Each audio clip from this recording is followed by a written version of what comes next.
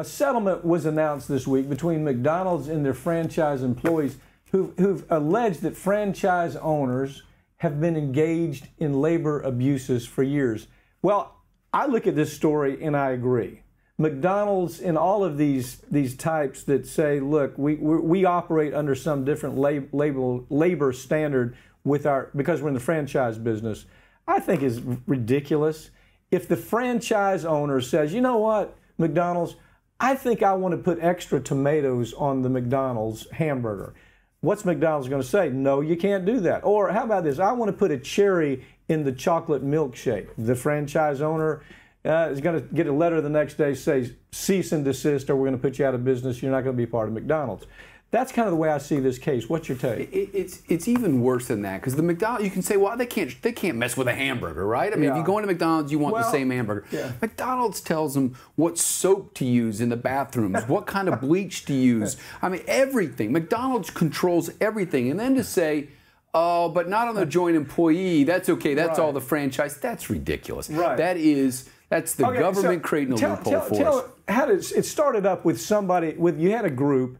In the group, it was a unionized group that wanted $15 an hour. Like, that's really asking for the moon. They should be adjusting that for inflation, because they started it in 12. Right. So now it should be 15 and a quarter. 15 an hour is almost at poverty level. These people are working. They want 15 an hour, which is reasonable. And thank goodness for them. I mean, that they're out there fighting for the regular guy. I mean, so what ends up happening here is there's ways to get, by the way, there's ways to get around the 15 an hour. There's bonus systems you can use. There's all kinds of ways to solve that problem. I'm not suggesting that's the only way.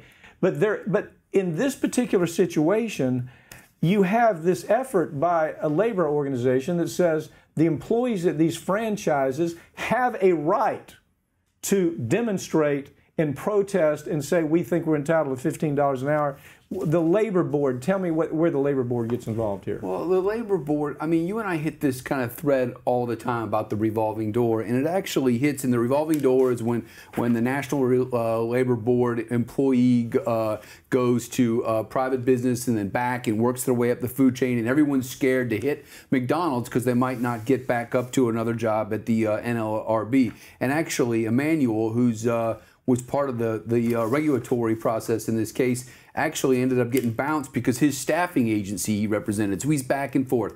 So the labor board came in and said, you know what, we're going to fine McDonald's. We're going to go ahead and hit you on McDonald's for some of this, the joint employee doctrine with the illegals working. And it ends up that they settle the case before it goes in front of the NLRB, and the NLRB really doesn't do anything at the end of the day. Well, what you have now, you have a labor board that is squarely controlled with a Republican majority. Right. Okay. Big business. Yeah, and as you pointed, Trump appoints his pal to be on the labor board, and come to find out, this pal of his has a clear conflict of interest because he was a former lawyer with a firm that represented some of the staffing agencies that have been fighting $15. And they have an interest in what the outcome is.